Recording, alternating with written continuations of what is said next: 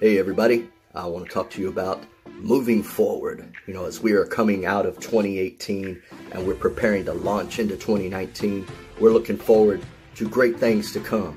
But we have to look back and see where we've come from and see what we've been through. What lessons can we learn from the year that is behind us? According to Chinese calendar, they say that 2018 is the year of the dog. And it sure felt like it. Dogged all over the place. And sitting at your master's table hoping to get some crumbs that fall from his plate that you can eat a little bit.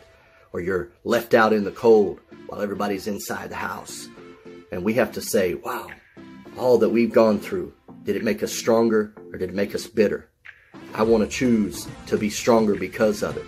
Look at all the trials and the tribulations, the struggles, obstacles, the hurt, the betrayal, and say, I'm going to choose to be stronger because of it.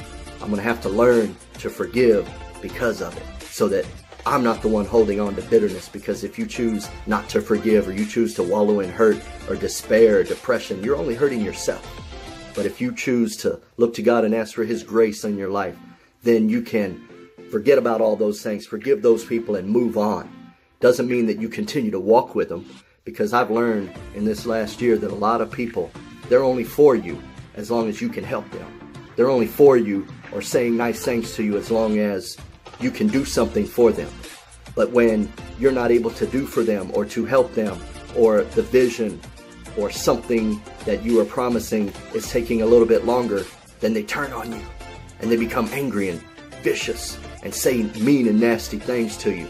Well, I believe 2018 was a revealing of people's hearts, of who you're supposed to run with and who you're not supposed to run with. See, there's people out there that there are loyal people. There are trustworthy and honest people. People with a good heart, a good spirit, that they are the ones that are supposed to run with you. It's time to change your circle of influence. Who are you hanging around with? Negative people? People that are always griping about this and that? People that are always focused on politics and the crap that comes out of the news media?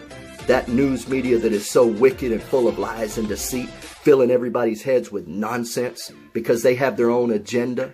They have their own plans and purposes for the world. They are the same ones. The politicians are in bed with the banks. They're in bed with the pharmaceutical industry. They're in bed with the insurance industry. All these people control the massive amounts of wealth, and they just continue to hoard it without any plans to really help people. And what are we going to do to tap into it? How are we going to change lives? How are we going to be the ones to be the difference? Well, you're not going to do it by spouting what the news media is saying, because you're just repeating and being a tool or a useful idiot in their hands. Sorry if I'm being a little blunt, but it's true. The time has come for you to think for yourself, or pray and ask the God, the Spirit of truth, to reveal to you exactly what is going on, so that you can be the change. You can be somebody that makes a difference in the lives of others. I believe that we have the potential to tap into the world's most powerful financial market, the foreign exchange currency market. And because of it, we can change people's lives. We can change the entire destiny of nations by helping people and educating them on currency, on money supply.